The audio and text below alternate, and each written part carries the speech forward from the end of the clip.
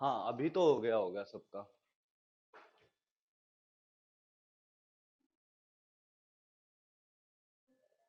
प्रणव हो चुका है ना? Yes sir. अब वापस आ जाइए। यहाँ पर मैंने क्या किया, आपके सामने एक बॉक्स लिया, एक कंटेनर है, उसके अंदर गैस पार्टिकल कैसे बिहेव कर रहा है उसके बारे में देख रहे हैं। तो गैस पार्टिकल जब चलेगा तो अपनी डायरेक्शन तभी चेंज करेगा जब आइदर उसका दूसरे गैस पार्टिकल साथ कोलिजन हो या वॉल के साथ कोलिजन हो। दो ही वे में गैस पार्टिकल अपनी डायरेक्शन चेंज करेगा। और मान लो आपके पास गैस पार्टिकल है, ये चला, यहाँ पे आके दूसरा कोलिजन हो गया दूसरे पार्टिकल के साथ, ये इस डायरेक्शन मूव कर गया। फिर थोड़ा सा चला, फिर कोलिजन हो गया, फिर इस डायरेक्शन में चल पड़ा। फिर थोड़ा सा चला, फिर कोलिजन हो गया, ये इस डायरेक्शन में चल पड़ा। ये फिर थोड़ा सा चला, फिर कोलिजन हो गया, ऊपर तरफ चला गया, फिर कोलिजन हो गया, ऐसे चलता रहेगा, रैंडम मोशन देगा। इसे हम लोग जिग जैग मोशन कहते हैं, zig zag.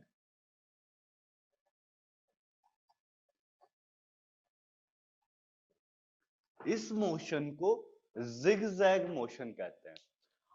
And the mean distance and the mean distance travelled in between two successive collisions. दो लगातार जो कोलिजन होंगे उनके बीच में पार्टिकल जितना मीन डिस्टेंस ट्रेवल करेगा, मीन मतलब एवरेज निकालना है जितनी बार का होगा उसका, जितना मीन डिस्टेंस ट्रेवल करेगा उसे मीन फ्री पाथ बोला जाता है। मीन फ्री पाथ क्या होगा? The average distance traveled by particle in between two successive collisions। Point में आ चुका है, समझाना था कि होता क्या है। ठीक है।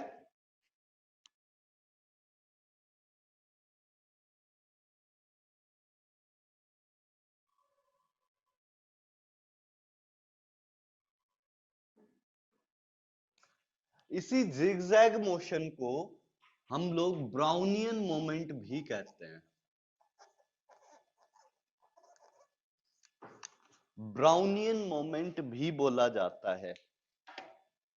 जो ये आपका जिगजैग टाइप मोशन चल रहा है ना, अंदर जो पार्टिकल बिहेव करता है कंटेनर के, उसको ब्राउनियन मोमेंट या ब्राउनियन मोशन भी बोला जाता है।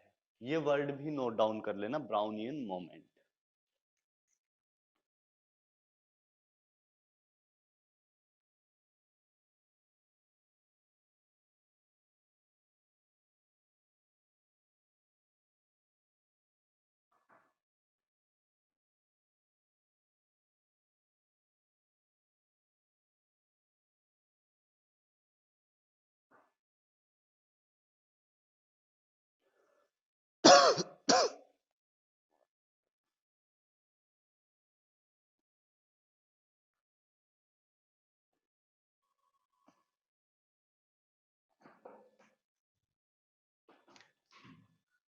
डन। तो ये अगर आपने नोट डाउन कर लिया तो उसके बाद मैं आपको आरएमएस वेलोसिटी के बारे में बताता हूं।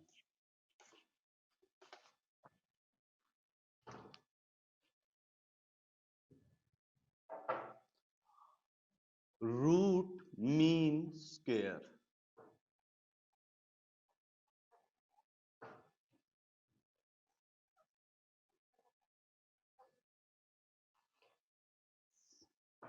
रूट मीन स्क्वायर वेलोसिटी क्या होता है? एक ऐसा वेलोसिटी, क्योंकि आपके पास बहुत सारे मॉलिक्यूल्स होंगे, एक मॉलिक्यूल तो होगा नहीं गैस का कंटेनर के अंदर, एक मॉलिक्यूल तो होगा नहीं, बहुत सारे मॉलिक्यूल्स होंगे। उन बहुत सारे मॉलिक्यूल्स का डिफरेंट डिफरेंट वेलोसिटी होगा। तो हम लोग क्या करेंगे, सबसे पहले उन सारे मॉलिक्यूल्स के वेलोसिटी को स्क्वेयरिंग करेंगे। पहले हर एक जो वेलोसिटी है उसको स्केयर करेंगे ताकि उनसे डायरेक्शन वेक्टर हट जाए। वेलोसिटी यूजुअली एक वेक्टर होती है और उसकी डायरेक्शन हटाने के लिए, ताकि सिर्फ मैग्नीट्यूड बचे, हम लोग क्या कर देंगे, स्केयरिंग कर देंगे। स्केयर किया हर एक को, उनका एवरेज ले लिया, मीन ले लिया। पहले स्क्वेयर किया, फिर मीन लिया, और उसके बाद फिर उसका क्या कर देंगे, स्क्वेयर रूट ले लेंगे, क्योंकि इनिशियली स्क्वेयर किया है तो लास्ट में स्क्वेयर रूट लेना पड़ेगा। तो ऐसी वेलोसिटी क्या बोला जाता है? Root mean square velocity. Again मैं शेयर कर रहा हूं तो रूट मीन स्क्वायर वेलोसिटी का फॉर्मूला आपको दिखाई देगा।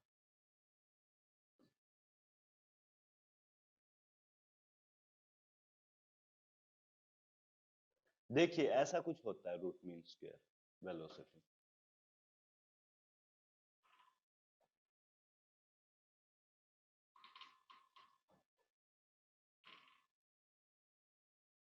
आपके सामने आया होगा। जो आपका CRMS है, इसी को रूट मीन स्क्वायर वेलोसिटी बोला जाता है। ये जो CRMS आपको दिखाई दे रहा है, मैं एक बार मार्क भी कर देता हूं।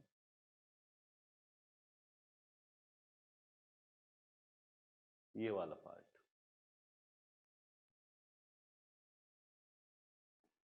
कैसे लिखा जा रहा है आप एक बार देख लीजिए, फिर उसके बाद हम लोग आगे प्रोसीड करेंगे।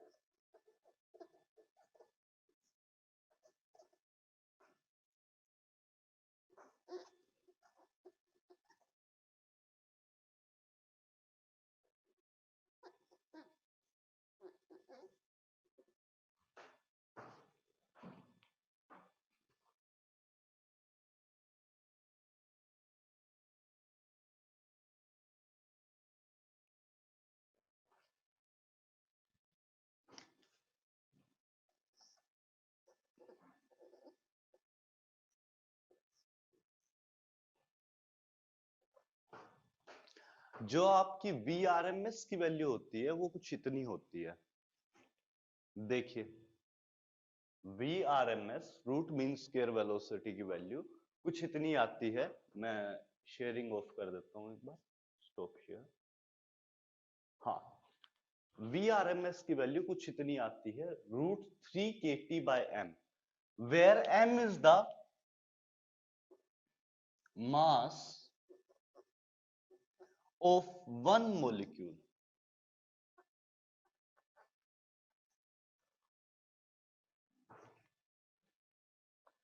K is Boltzmann constant.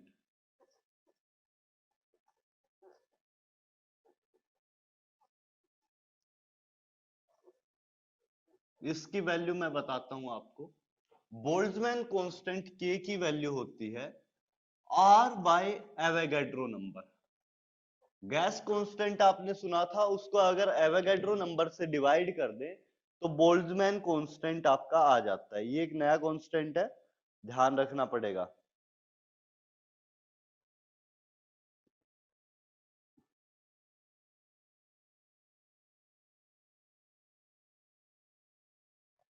Boltzmann constant की वैल्यू होती है 1.3 इंटू 10 1.4 इंटू 10⁻⁻23। बोल्ट्जमैन कांस्टेंट की वैल्यू होती है 1.4 इंटू 10⁻⁻23। यूनिट होगी metre square KG second (10⁻⁻2), metre square KG second (10⁻⁻2) and kelvin inverse. ये इसकी यूनिट होती है। बोल्ट्जमैन कांस्टेंट को R/NA भी बोलते हैं। RMS स्पीड में सिंगल मॉलिक्यूल के लिए बात कर रहा हूं, कितना होगा? √3kT/m। और अगर पूरे गैस के लिए बात करें तो कितना हो जाएगा? √3RT/m। एक्चुअली ये दोनों वैल्यू सेम ही है। अगर मैं बोल्ट्जमैन कांस्टेंट को यहां पर √3RT में रख दूं तो बोल्ट्जमैन कांस्टेंट की वैल्यू कितनी होती है? यहां पर बोल्ट्जमैन कांस्टेंट की जगह मैं R/NA पुट कर रहा हूं। VRMS इज इक्वल टू, देखिए, √3 into R/NA into T divide में किससे मल्टीप्लाई कर देंगे? स्मॉल m से। Small m is mass of one molecule. Into total number of molecules कर दोगे। Na is total number of molecules. Basically एक मोल gas की बात करें तो Na क्या होगा, total number of molecules. So total number of molecules is equal to Na, and एक मोलिक्यूल का मास m, तो ये कितने मास के बराबर हो जाएगा, टोटल मास m के बराबर। तो बेसिकली ये दोनों फॉर्मूला सेम है। Vrms का आप कोई भी फॉर्मूला यूज कर सकते हो, ऊपर वाला और नीचे वाला दोनों सेम है।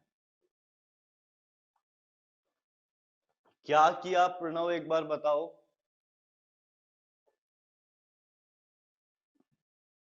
Hello, yes sir. ये बात समझ आई, दोनों फॉर्मूला के सेम कैसे हैं? नहीं आई होगी बिल्कुल भी। No sir. यहां पर मैंने आपको एक चीज बताई कि Boltzmann constant should be R by Na। Na is Avogadro number. R क्या है, गैस कांस्टेंट 0.0821 जो आप लेते आ रहे थे।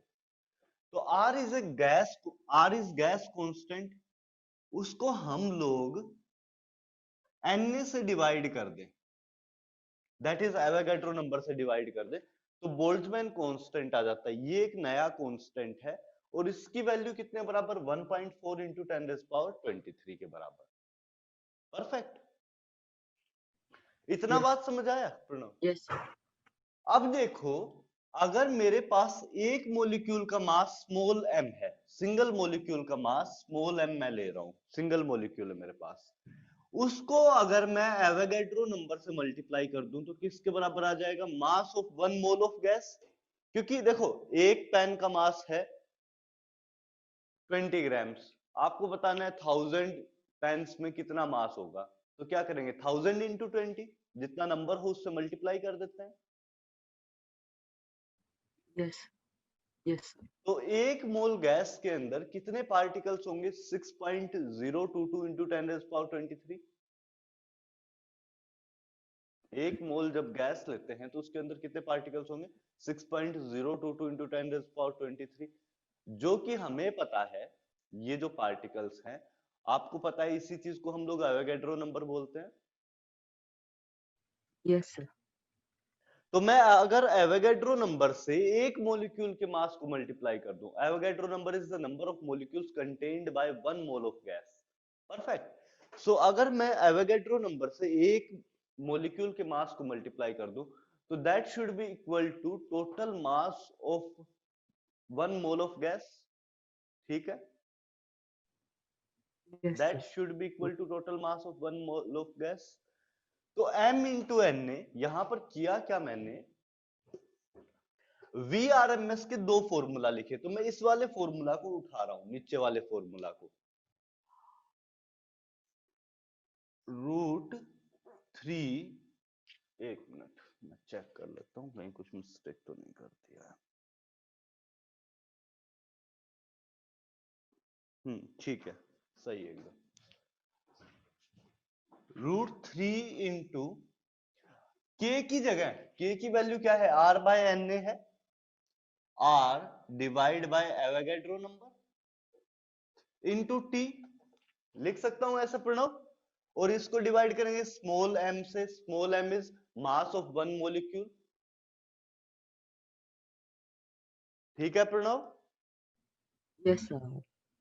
सो Na इंटू m करें तो टोटल मास के, टोटल मास या मोलार मास के बराबर, ये Na Avogadro number into mass of 1 molecule करेंगे तो एवोगैड्रो नंबर के बराबर। Yes sir. और ऊपर क्या आएगा, 3 इंटू R इंटू T, है ना? तो दोनों फॉर्मूला आपके सेम हो जाएंगे। समझ आया प्रणव अभी? हाँ सर आ गया। पक्का? Yes sir. डाउट है तो बता दो, दोबारा रिपीट कर देंगे। नहीं सर आ गया। ठीक है। Ayush, Aryan, yes sir. आया समझ या नहीं? Yes sir. ठीक है। आर्यन,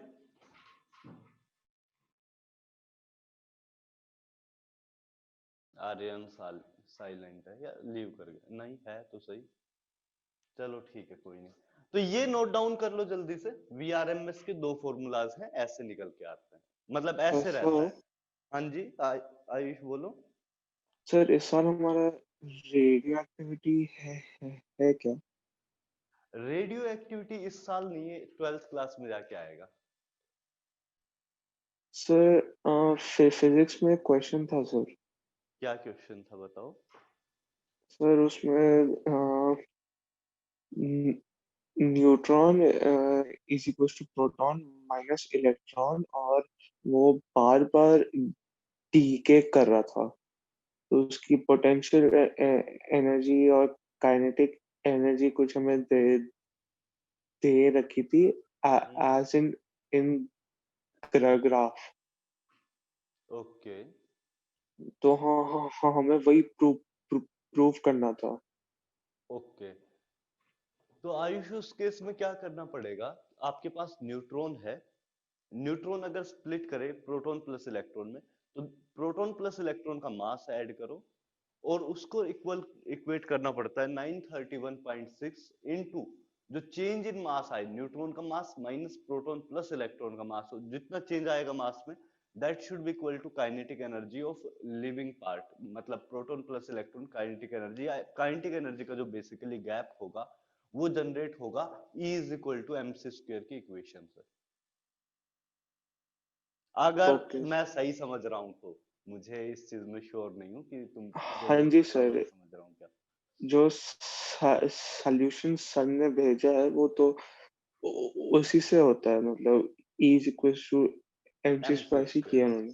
हाँ, तो ये फिजिक्स वाला पार्ट है। फिजिक्स में क्या होता है कि रेडियो एक्टिविटी में थोड़ा सा एक्स्ट्रा आता है, मतलब आपको फिजिक्स वाला part kinetic energy, potential energy include करना पड़ेगा, कितनी एनर्जी जनरेट हुई वो चीज भी आपको इंक्लूड करनी पड़ेगी। एनर्जी जनरेटेड कैसे निकालते हैं, E is equal to M C square से, कि चेंज इन मास यहाँ पर पता है एम नहीं कंसिडर करते, डेल्टा एम कंसिडर करते हैं। जब प्रोटॉन स्प्लिट करता है इलेक्ट्रॉन प्लस न्यूट्रॉन में, तो क्या होगा कि कुछ थोड़ा सा मास में चेंज आ जाता है, बिल्कुल माइन्यूट सा, आपको पता भी नहीं चलेगा और इतना छोटा सा चेंज आ जाएगा। तो आप क्या करोगे, रिएक्टेंट साइड में जितना टोटल मास है माइनस प्रोडक्ट साइड में जितना मास है, वो क्या दे देगा आपको, मास का गैप दे देगा delta M. Delta M into speed of light, क्योंकि स्पीड ऑफ लाइट बहुत ज्यादा है, का स्क्वायर करें तो वैल्यू बहुत बड़ी हो जाएगी, मतलब अच्छी खासी बहुत माइन्यूट सा मास भी अगर कंज्यूम होता है तो बहुत ज्यादा एनर्जी निकल कर आती है, और इसी वजह से न्यूक्लियर रिएक्शंस में इतनी ज्यादा एनर्जी आपकी आती है। समझ आया आयुष। वही एनर्जी काइनेटिक एनर्जी की फॉर्म में आपको दिखाई देगी। Yes sir. सर मैं आपको एक बार क्वेश्चन भेज दूंगा, आप ठीक उसका। है, मैं फिर सोल्व करा देता हूँ, ठीक है। Okay sir. चलिए, ये आपका नोट डाउन हुआ। Yes sir. पहली वेलोसिटी के बारे में मैंने आपको बताया, that is equal to √3/2 RT। Average velocity कितने के बराबर होती है, तो वो भी मैं लिख देता हूं।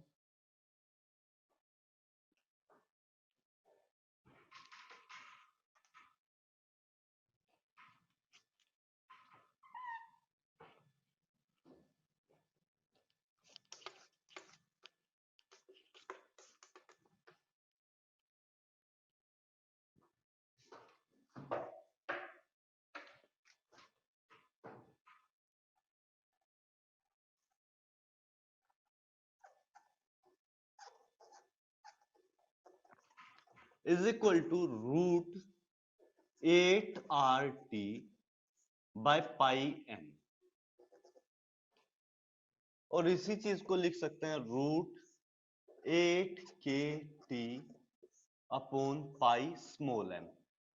ये कैपिटल एम है। Capital M is mass of 1 mole of gas,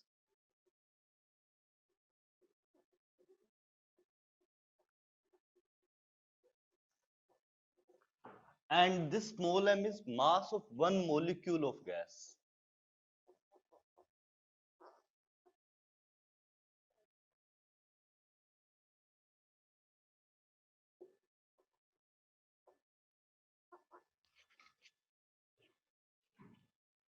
तो ये भी एक बार नोट डाउन कर लीजिए।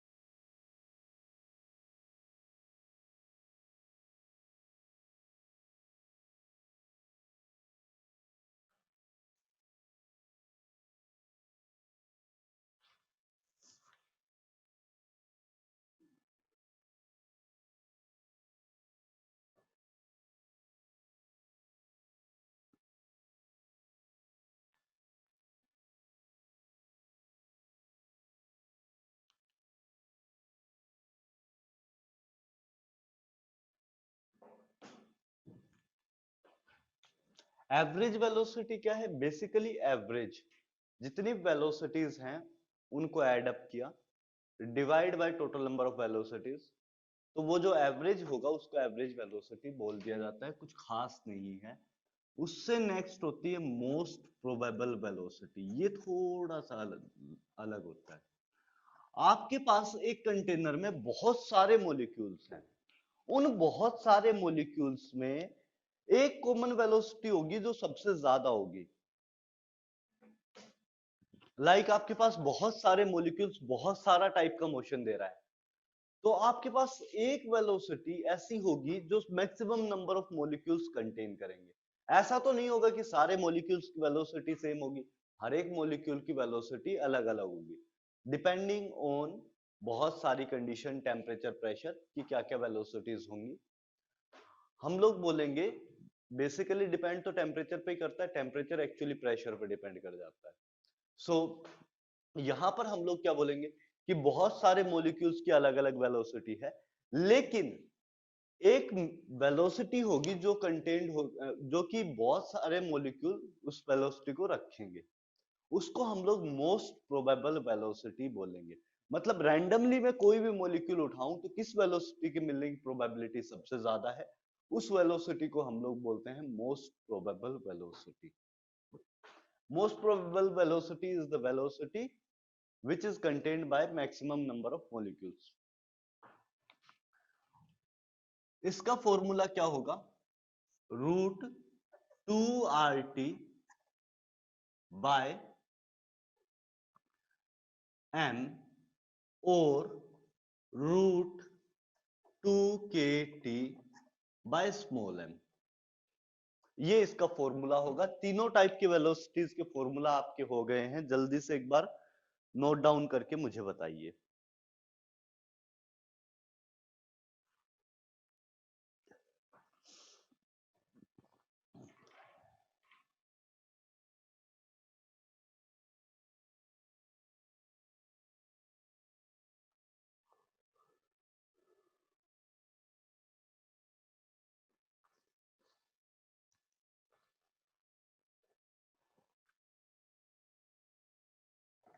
इसको लिखा जाता है मोस्ट प्रोबेबल को VMP, मोस्ट प्रोबेबल MP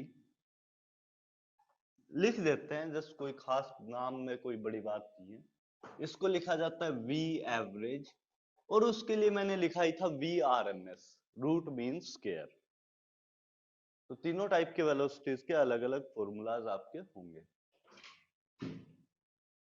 सबसे ज्यादा वैल्यू किसकी है रूट मीन स्क्वायर, एवरेज और RMS में? इन तीनों फॉर्मूला में किस फॉर्मूला के अंदर वेलोसिटी की वैल्यू सबसे ज्यादा आएगी एट ए फिक्स टेम्परेचर? यहां पर T क्या है? टेम्परेचर है, ये कंफ्यूज मत करना, टाइम नहीं है, ये टेम्परेचर है हर जगह इन केल्विन। T क्या है? Temperature in kelvin. तो आपको हर जगह ये टेम्परेचर इन केल्विन रखना है। तो एक फिक्स टेम्परेचर लूं तो कौन सी वेलोसिटी की वैल्यू सबसे ज्यादा आएगी? Root mean square, RMS and average, तीनों में से किस वेलोसिटी की वैल्यू सबसे ज्यादा आनी चाहिए?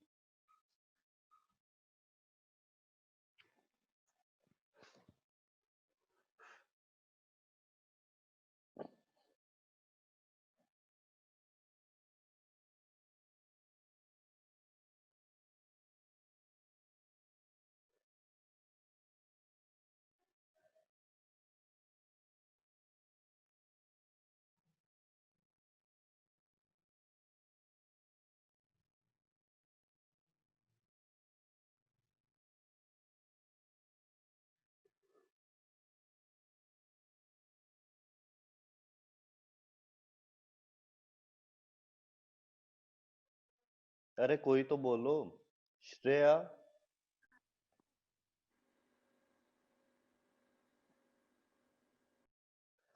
भाई जो कंफ्यूजन आना चाहिए वो 8/पाई में आना चाहिए, 8/3.14। तो ये कितना हुआ? ये जो वैल्यू जाएगी ये 2 पॉइंट समथिंग जानी चाहिए।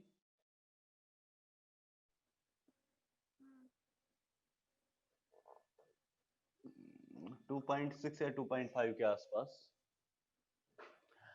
पहले वाली फैक्टर क्या है, मोस्ट प्रोबेबल, इसमें क्या है 2RT/m, यहां पर 2, एवरेज में 2.6, और जो आपके पास आरएमएस वेलोसिटी है उसमें वैल्यू कितनी आई है 3। तो सबसे ज्यादा कम वैल्यू किसकी होगी, मोस्ट प्रोबेबल की, फिर एवरेज की, और फिर आरएमएस की, ऐसा होगा।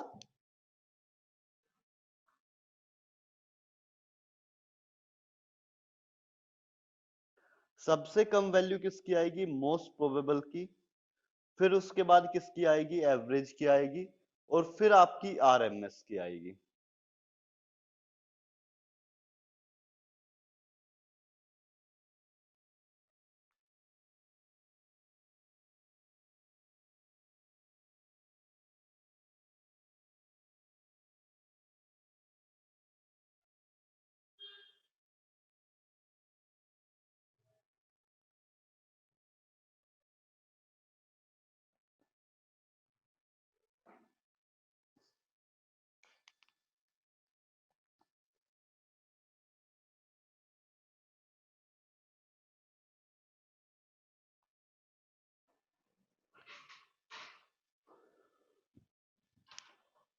मैं इसको हटा दूं अगर कॉपी हो गया हो तो,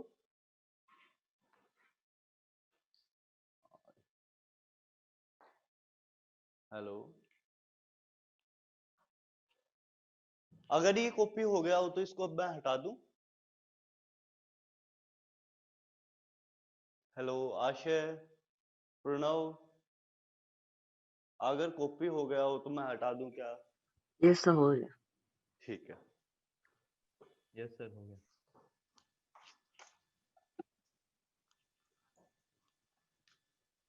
सो वैल्यू की बात करें तो हम लोग क्या क्या लिखेंगे, VMP most probable is less than V average, which is less than VRMS.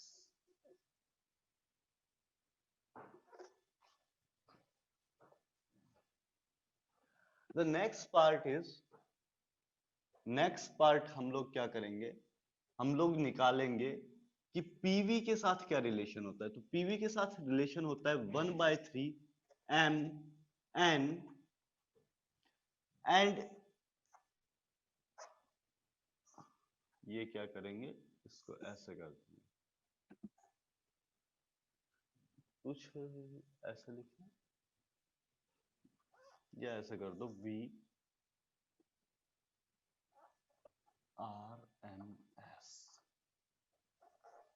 Root mean square, कुछ नहीं करना। पीवी किसके बराबर होता है, 1/3 m n VRMS। n क्या है, number of molecules of gas contained, number of molecules of gas basically.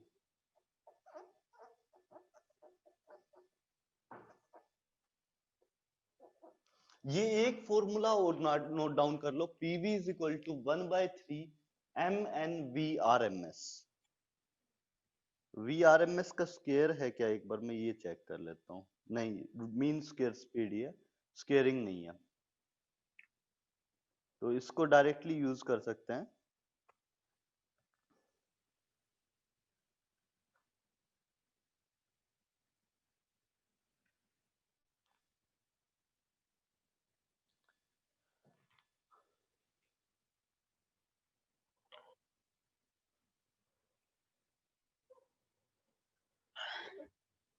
इसको एक बार नोट डाउन कर लेना, PV is equal to 1/3 m n mu R M S. n क्या है, number of molecules of gas, m क्या है, mass of one molecule of gas, small m क्या है, mass of one molecule of gas.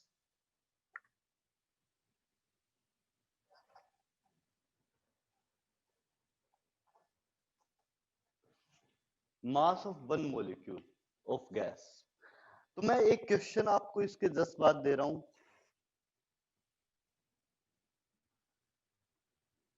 जैसे ही हो जाए मुझे बताओ।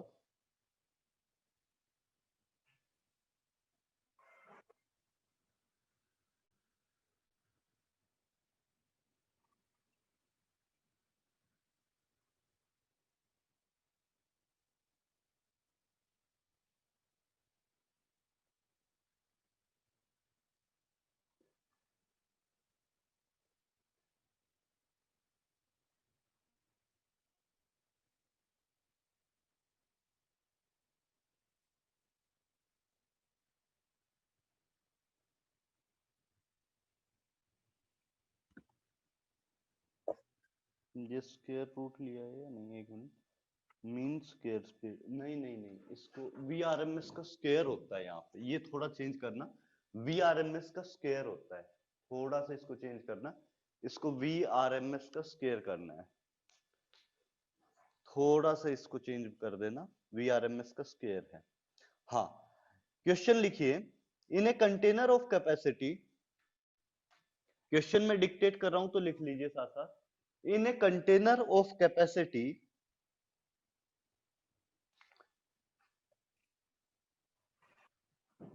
in a container of capacity 1 liter, there are 10 raised to power 23 molecules.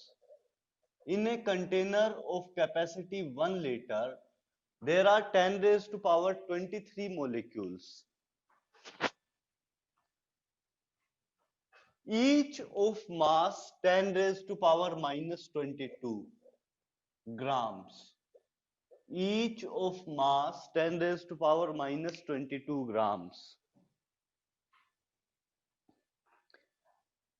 Each of mass 10 raised to power minus 22 grams. If root mean square speed VRMS, if root mean square speed is 10 raised to power VRMS is equal to 10 raised to power 5 centimeter per second. If VRMS is equal to 10 raised to power 5 centimeter per second,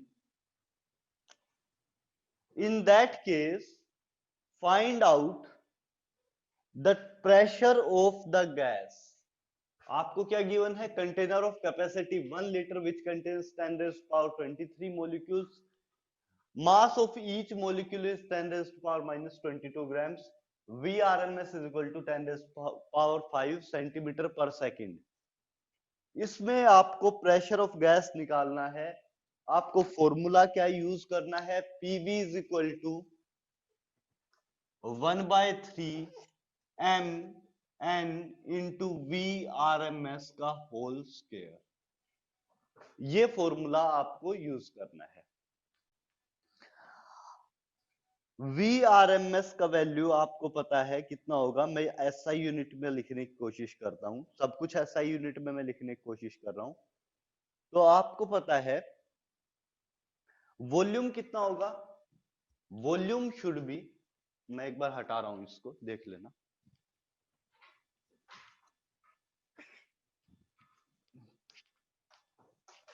सब कुछ मैं अगर SI unit में लिखने की कोशिश करता हूं तो 1 लीटर, क्योंकि वॉल्यूम की SI यूनिट मीटर क्यूब होती है, लीटर SI यूनिट नहीं होती है, तो इसको बोलेंगे 10 raised power minus 3 metre cube. 1 litre is equal to 10 raised power minus 3 metre cube. Okay, and second thing is आपको वेलोसिटी VRMS को कैलकुलेट करना है in terms of metre per second, यहां सेंटीमीटर पर सेकेंड था। So VRMS will become equal to V square RMS basically, हाँ, VRMS will become equal to 10 raised power 3 metre per second. यहाँ पे 10 raised power 5 metre centimetre per second था, metre per second में 10 raised power 3 metre per second बच जाएगा। तो आपको VRMS की वैल्यू पता चल गई, आपको वॉल्यूम की वैल्यू पता चल गई, आपको नंबर ऑफ पार्टिकल गिवन थे, कितने थे? 10 raised power 23, और हर एक पार्टिकल का मास पता था। तो अब आपको प्रेशर निकालना है। वॉल्यूम की वैल्यू मैं रख देता हूं, pressure is equal to 1/3 into 10 raised to power 23 into 10 raised to power minus 22 into VRMS 10 raised to power 3 का whole square, divide by, divide किससे करेंगे? यहां पर वॉल्यूम ऑफ गैस से डिवाइड करना है, 10 raised to power minus 3 से divide करना है। वैल्यू कितनी आनी चाहिए? 1/3 into 10 raised to power 6 divide by 10 raised to power minus 3। कितना बनना चाहिए एक बार देख लीजिए, आप ही बताएंगे।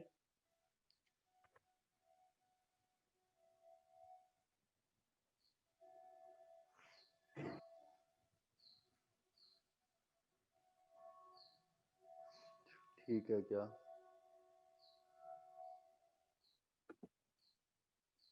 अरे मास को भी किलोग्राम में पुट करना है, एक मिस्टेक मैंने किया है। मास को किलोग्राम में पुट करना पड़ेगा। 10⁻²2 ग्राम्स है, किलोग्राम में -25 हो जाएगा। और इस चीज क्या करते हैं 10⁻², तो ये क्या बच जाएगा 1/3 इंटू 10⁻7। मास को मैंने किलोग्राम में रखना था, तो यहाँ पर मास का भी मैं कन्वर्जन लिख रहा हूँ। 10⁻22 grams is equal to 10⁻25 kilogram.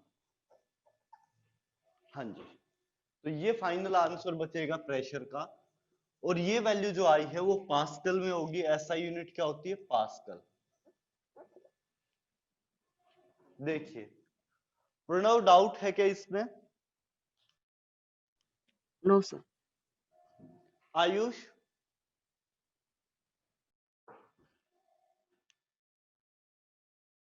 No sir. नहीं है, बहुत बढ़िया।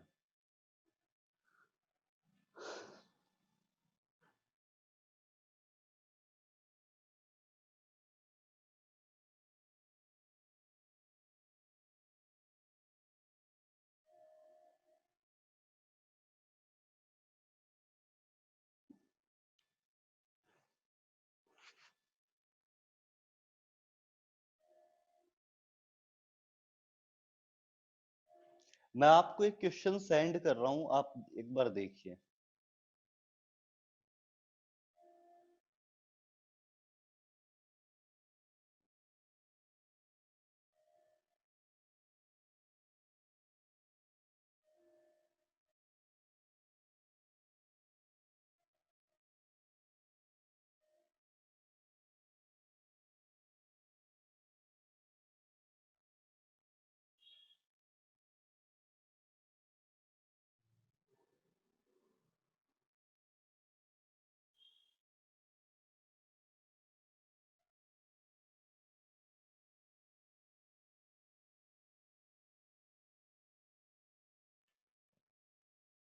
एक क्वेश्चन मैंने आपको सेंड किया है, वो एक बार देख लीजिएगा।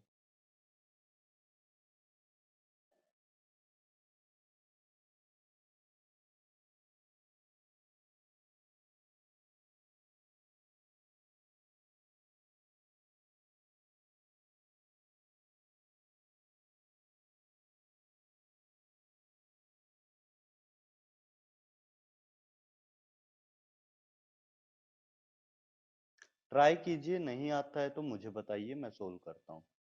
यहाँ पर एक टर्म है काइनेटिक एनर्जी।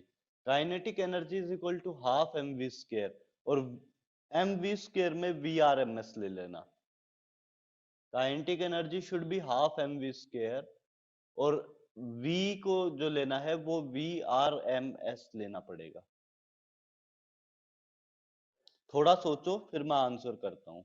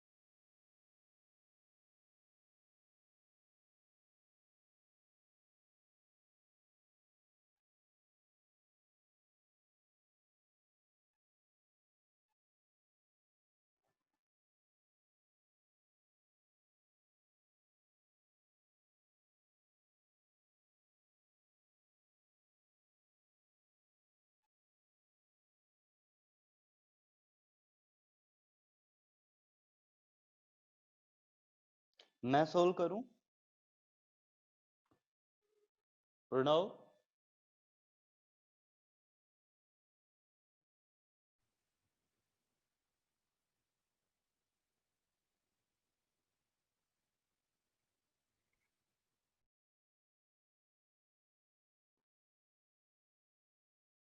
आयुष? मैं सोल्व करूं या आप कर रहे हो? सर एक सेकंड दीजिए बस। ठीक है।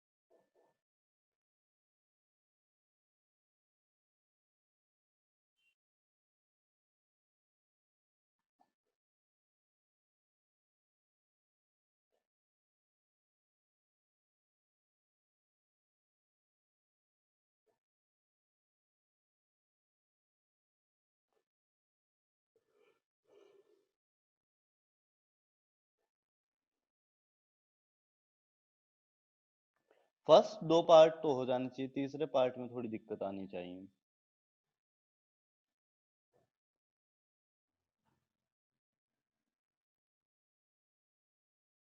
ये VRMS से शायद निकल भी जाए, लेकिन VRMS से आप निकाल नहीं पाओगे। निकाल पाओगे? हाँ, निकाल सकते हो। √3/3 RT/M, तो निकाल सकते हो, बिल्कुल निकाल सकते हो। VRMS से निकाल सकते हो इसे।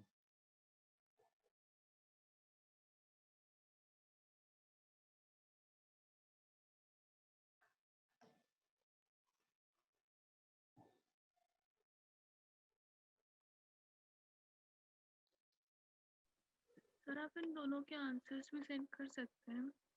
हाँ श्रेया, लिखो। फर्स्ट का आंसर मेरे पास एक्चुअली CGS यूनिट में आंसर्स हैं, तो आपको MKS में कन्वर्ट करना पड़ेगा। CGS यूनिट में जो आंसर है वो ये है 3.33। फर्स्ट पार्ट का आंसर 3.33 इंटू 10⁻⁷ डाइन पर सेंटीमीटर स्क्वायर। 3.33 पहले पार्ट का आंसर है। CGS मतलब मैंने डायरेक्ट, इन लोगों ने डायरेक्टली ले लिया है। 3.33 इंटू 10⁻⁷ डाइन पर सेंटीमीटर स्क्वायर, पहले पार्ट का। दूसरे पार्ट का जो आंसर है श्रेया, वो जूल में 5000 जूल होना चाहिए। और तीसरे पार्ट का जो आंसर है वो रहेगा 2414.8 केल्विन। ये आंसर रहेगा श्रेया। तो फर्स्ट दो तो मैच कर गए, लास्ट वाला नहीं मैच करता। लास्ट वाले को तुमने किया कैसे? मैंने लिया VRMS, मतलब VRMS की जो वैल्यू है हाँ, is equals to √3 RT/M। VRMS is equal to √3 RT/M, बिल्कुल ठीक किया है, कोई दिक्कत नहीं है। तो उससे गलत तो नहीं आना चाहिए। की वाली मेरी तो अलग ही आ रही, काफी बड़ी भी आ रही है। तुमने जो किया होगा वो क्या किया होगा, इसको कर दिया √3, तो म्यू स्क्वायर किया। VRMS की वैल्यू कितनी रखी तुमने श्रेया? 10। SI तो रखा है। हाँ, VRMS की वैल्यू कितनी रखी होगी? 10⁻6 रखी है। 10⁻3। 3 रखी, स्क्वेयरिंग करना पड़ेगा तो 10⁻6 हो जाएगा। हाँ, और दूसरी जगह 3/10 इंटू 3 1/12। बाय 3 3 बाय बाई कितना? 10 10। 10। हाँ, 10 किस वजह से रखा हम लोगों ने? 10⁻23 इंटू 10⁻22। ओके, 10⁻23 इंटू 10⁻25, तो 10⁻25 तो तुमने कंसिडर कर लिया, इसमें तो कोई इश्यू नहीं है। तो 22। 22 थोड़ी कंसिडर होगा क्योंकि ग्राम में है, किलोग्राम ऐसा यूनिट है श्रेया। ऐसा यूनिट किलोग्राम है।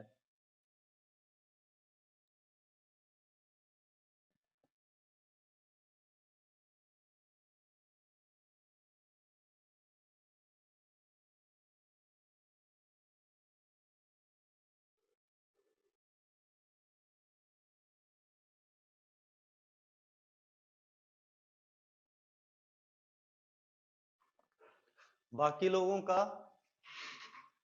हाँ सर, उसको करने के बाद भी सिर्फ एक ही 0 आगे बढ़ा। हाँ, तो देख लो आज मैं आपको क्वेश्चन बोल रहा हूँ, देखते जाओ, मतलब सोल्व कराता जा रहा हूँ, देखते जाओ। इसी वे में PV is equal to 1/3 mn VRMS का स्क्वायर आपको करना था। आपको पता क्या क्या था? आपको पता था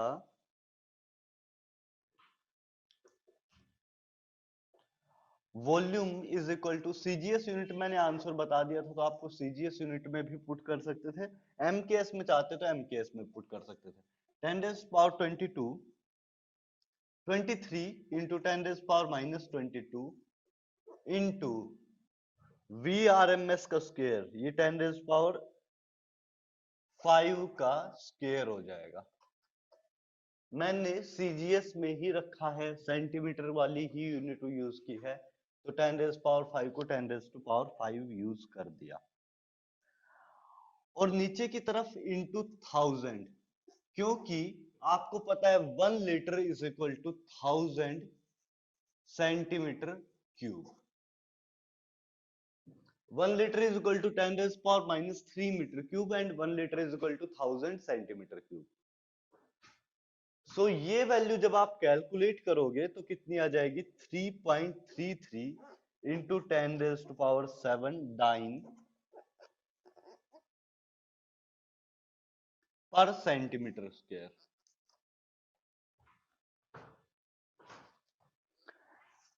नेक्स्ट कैलकुलेशन के लिए क्या करेंगे? टोटल काइनेटिक एनर्जी कितने के बराबर?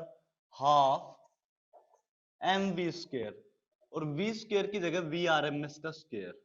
लेकिन यहां एक प्रॉब्लम है, यहां टोटल मास कंसीडर होना चाहिए, यहां पर टोटल मास कंसीडर होना चाहिए, एक पार्टिकल का मास कंसीडर नहीं करेंगे काइनेटिक एनर्जी के लिए, क्योंकि टोटल काइनेटिक एनर्जी निकालना है तो टोटल मास के लिए क्या करेंगे?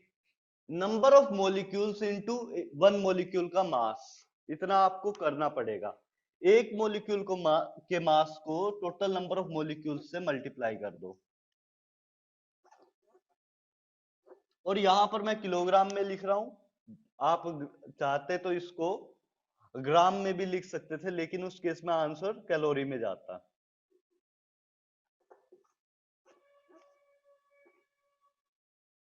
और इसका आंसर कितना जाएगा? 5000 जूल।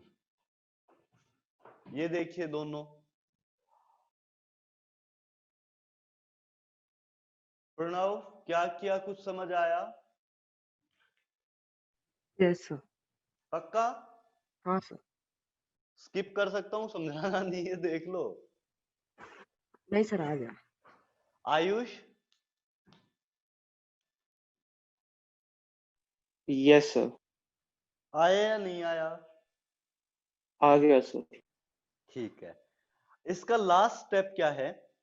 आपको VRMS के बारे में पता है। VRMS के बारे में क्या पता है?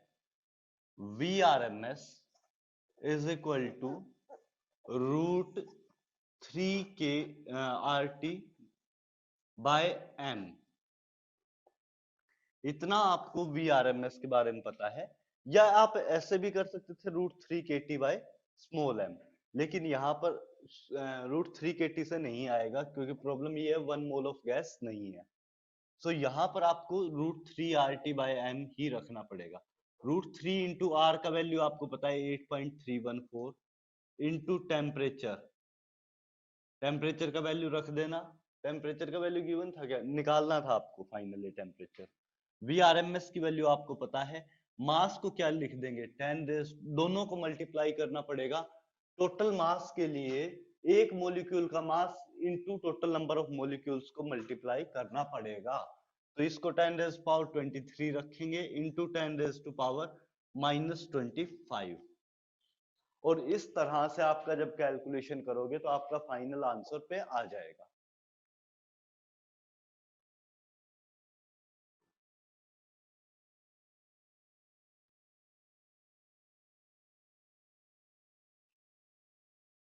ठीक है,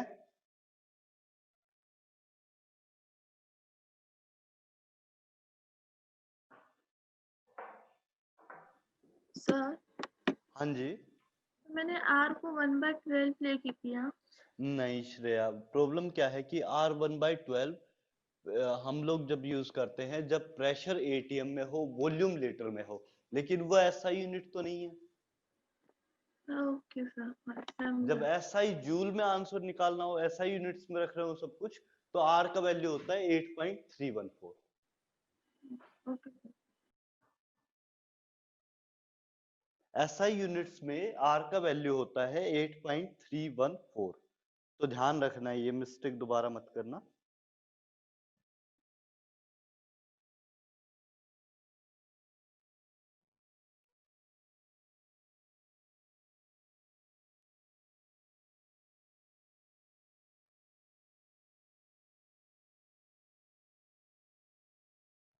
चलिए, सब लोगों को समझ आया?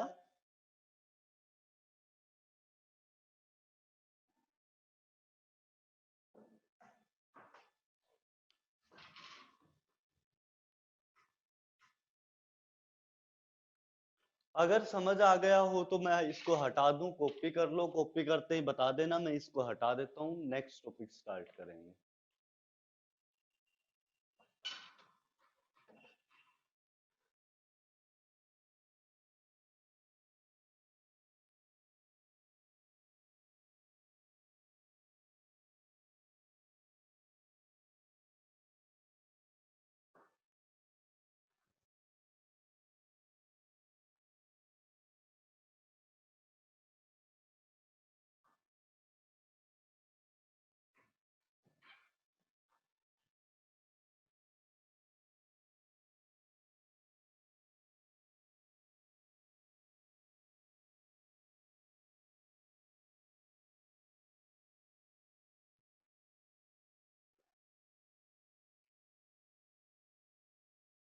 प्रणव, जैसे ही कॉपी हो जाए बता देना।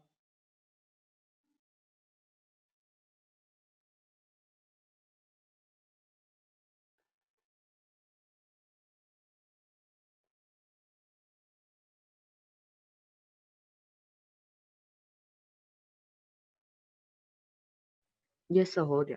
हो गया, बहुत बढ़िया।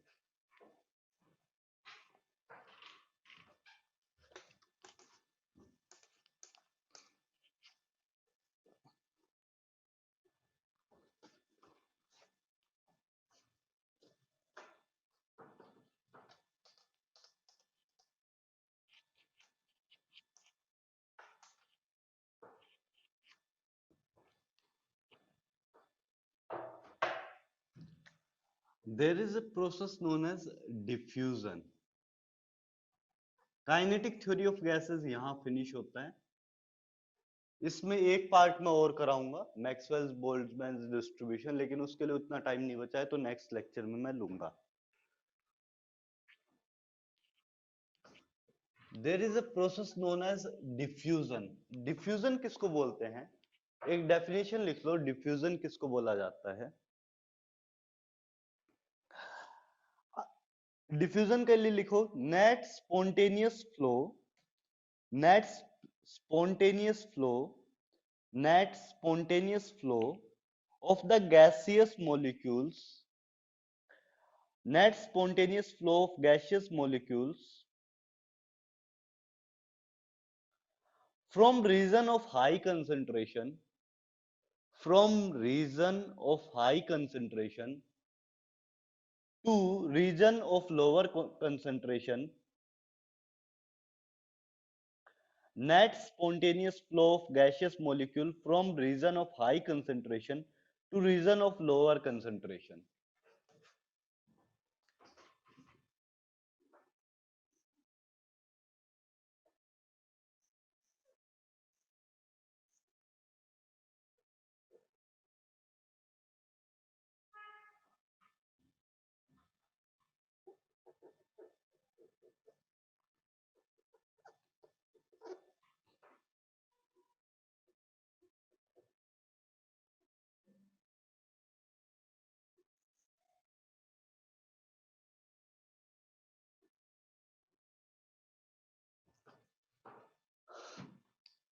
अगर नोट डाउन हो गया हो तो समझिए, मैंने यहां पर दो कंटेनर लिए।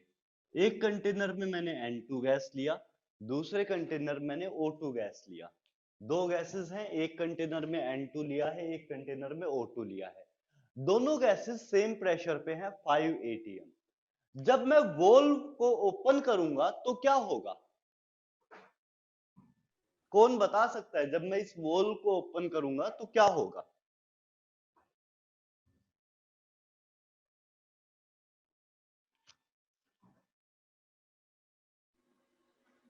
दोनों गैस आपस में डिफ्यूज होना चाहेंगी। दोनों गैसेस में आपस में डिफ्यूजन होना शुरू हो जाएगा।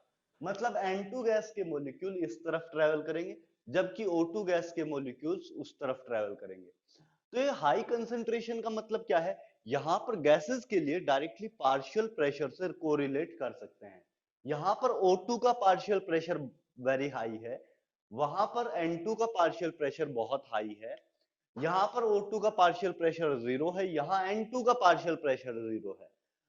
सो there is difference in partial pressure. यहां पर कंसंट्रेशन O2 की हाई होगी, यहां पर बहुत लो है, यहां पर है ही नहीं बेसिकली। तो क्या होगा? O2 हाई कंसंट्रेशन से लो कंसंट्रेशन की तरफ फ्लो करेगा। पार्शियल प्रेशर जहां पर हाई है उससे लो पार्शियल प्रेशर की तरफ O2 गैस ट्रेवल कर रही है, जबकि N2 गैस भी ऐसा ही कर रही है, हाई पार्शियल प्रेशर से लो पार्शियल प्रेशर की तरफ ट्रेवल कर रही है। तो N2 और O2 गैस दोनों की दोनों गैसेस क्या करती हैं? High partial pressure to low partial pressure travel करती। तो इसी प्रोसेस को हम लोग क्या बोलेंगे? डिफ्यूजन। समझ आया? डिफ्यूजन किसको बोला जाता है?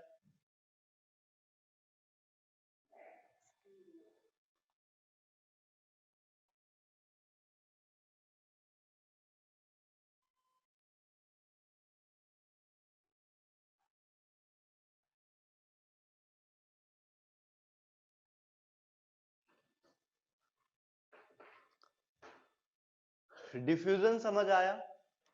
फिर आपको रेट ऑफ डिफ्यूजन, एक वर्ड होता है रेट ऑफ डिफ्यूजन। ये क्या होता है? किस स्पीड से डिफ्यूजन हो रहा है, इस चीज को डिटरमाइन करने के लिए रेट ऑफ डिफ्यूजन को हम लोग यूज करते हैं। किस स्पीड से, किस रेट से डिफ्यूजन हो रहा है, उस चीज को डिफाइन करने के लिए rate of diffusion word use किया जाता है। और इसके लिए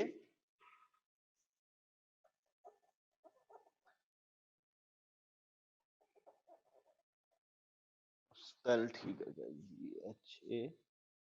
GHA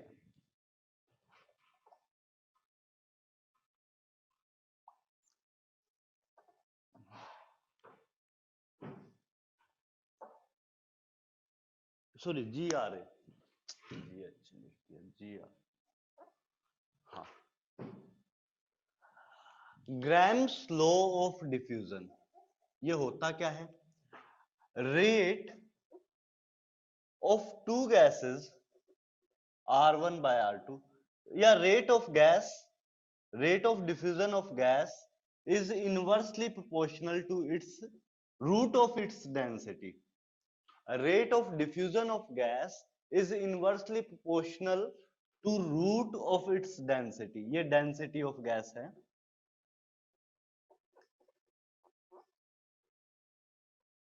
और ये रेट क्या है? Rate of diffusion. Graham's law क्या बोलता है? Rate of diffusion is inversely proportional to root of its density. तो ये लिख लो जल्दी से.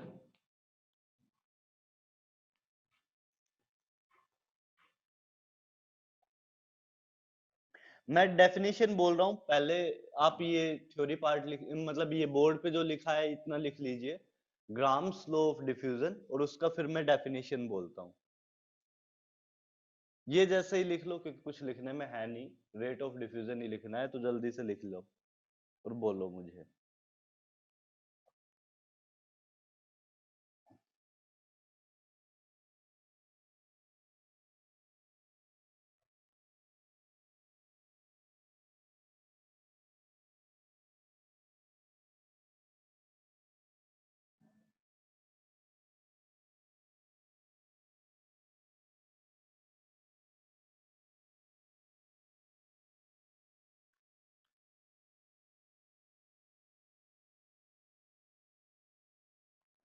हो गया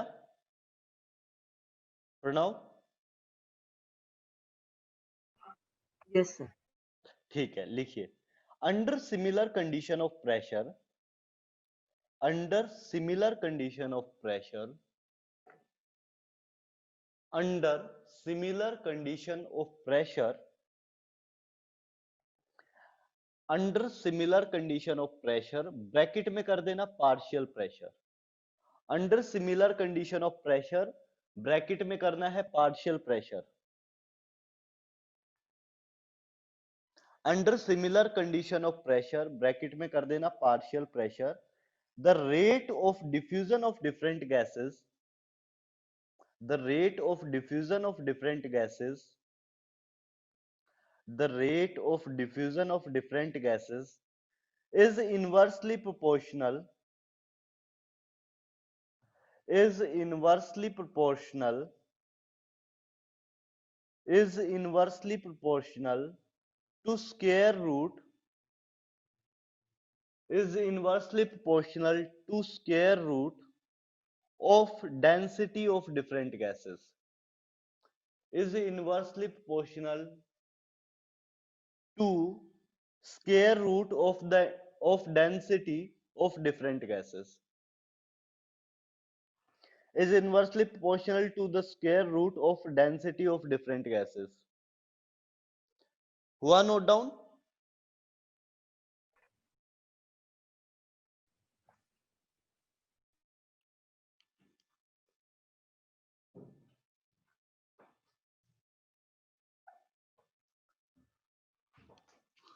सो यहां से मैं एक और कंक्लूजन निकाल रहा हूं. वो कंक्लूजन क्या है? R1 by R2, rate of diffusion of gas 1 by rate of diffusion of gas 2 should be equal to D2 by D1. हाँ, R1 by R2 should be equal to root of D2 by D1.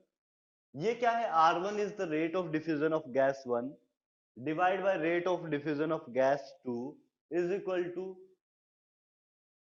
under root of density of gas 2 divided by density of gas 1. ये formula हम लोग बार बार use करेंगे, लेकिन ये formula तभी valid है जब partial pressure is same. Partial pressure अगर गैसेस का सेम है तभी ये फॉर्मूला वैलिड है, नहीं तो ये फॉर्मूला वैलिड नहीं रहेगा. अगर पार्शियल प्रेशर गैसेस का सेम है तभी ये फॉर्मूला वैलिड होगा, अदरवाइज ये फॉर्मूला वैलिड नहीं होगा.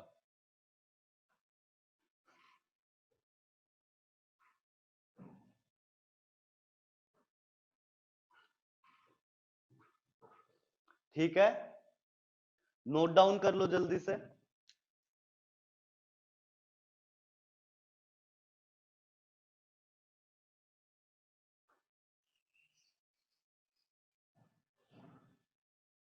अगर पार्शियल प्रेशर डिफरेंट हो तो फॉर्मूला क्या हो जाएगा? देखिए, R1/R2 is equal to P1/P2 √D2/D1। अगर पार्शियल प्रेशर डिफरेंट है तो P1 को क्या बोल दिया? Partial pressure of gas 1। P2 क्या है? Partial pressure of gas 2।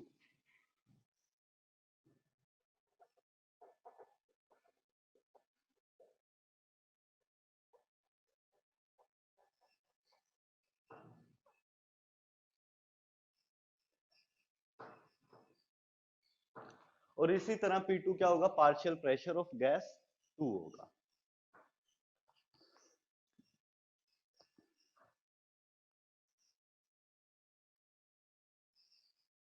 इसी चीज का कल एक और फॉर्मूला मैं बताऊंगा, छोटा सा, मोलिकुलर मास से कोरिलेट करके। आप भी ट्राई कर सकते हैं, वैसे मैं बता दूंगा।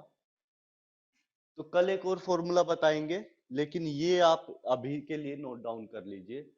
और अवस्थी में कितने क्वेश्चन कल तक कर सकते हो, और जितने कर सकते हो उतना सच सच बताना।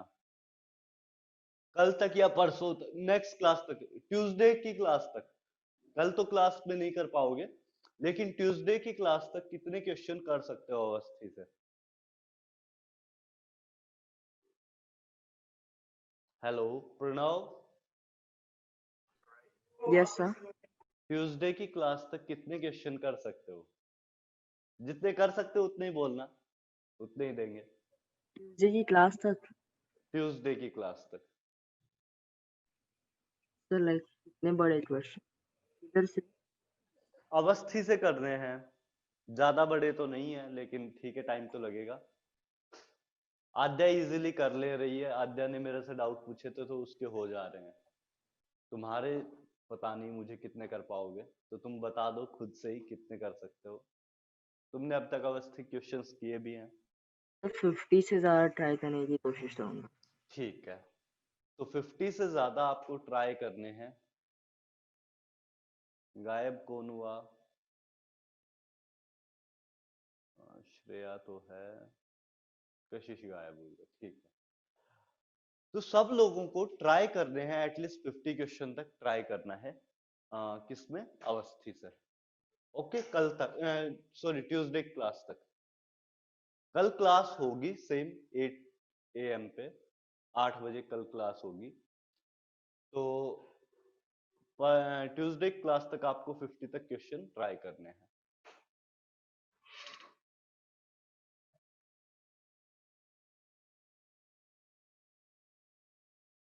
चलिए ठीक है,